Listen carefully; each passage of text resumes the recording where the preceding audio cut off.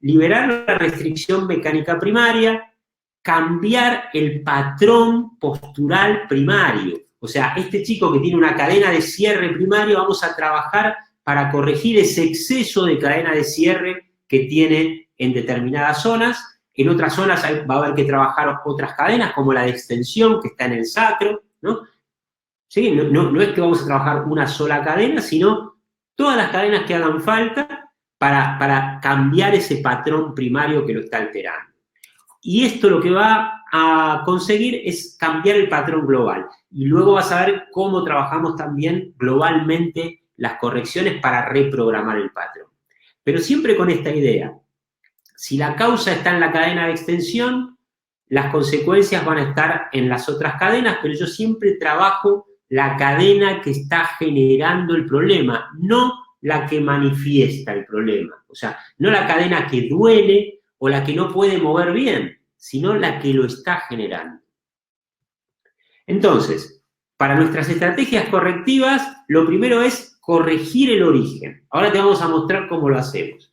Y lo segundo es prevención del origen. ¿Por qué? Porque si ya está el problema, si ya está teniendo un dolor o está teniendo una alteración de movimiento, lo vas a poder corregir.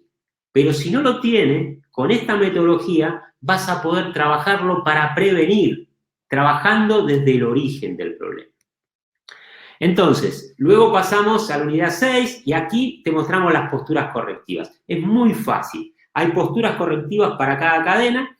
Básicamente utilizamos posturas de puesta en tensión, que no es lo mismo que estirar, porque aquí vamos hasta donde le permite fisiológicamente llegar a la cadena y ahí mantenemos durante 2 minutos, trabajando la respiración más adecuada de acuerdo al problema que tiene cada persona, pero es mantener durante 2 minutos esa postura sin pasarse, o sea, no es tirar hasta el máximo, eso es estirar. Pero de esa manera, a veces lo que generamos es un efecto contrario, ¿sí? Porque nuestro objetivo, en definitiva, puede ser la flexibilidad también, pero lo que queremos es equilibrar al cuerpo. Vamos a conseguir más flexibilidad, pero trabajando desde lo fisiológico, ¿sí? Entonces, no nos tenemos que pasar en las posturas de estiramiento, en las posturas de puesta en tensión, para que no se conviertan en estiramiento, que sean una puesta en tensión, que eso es lo que corrige. Muy bien, entonces aquí tenemos una que pone tensión y la segunda, la posición fetal, que es para quitar tensión, por ejemplo, la cadena de flexión. Hay muchas cadenas que antes de ponerlas en tensión debo quitarles tensión, porque si no lo van a recibir mal. Voy a beber un poquito más de jengibre. Muy bien.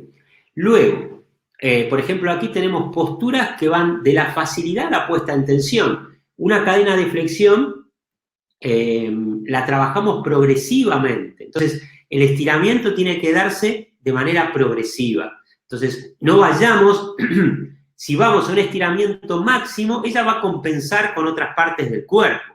Entonces, tengo que ir de la facilidad a la puesta en tensión. Y nunca pasarme, ¿sí? Si me paso, lo que consigo es compensación.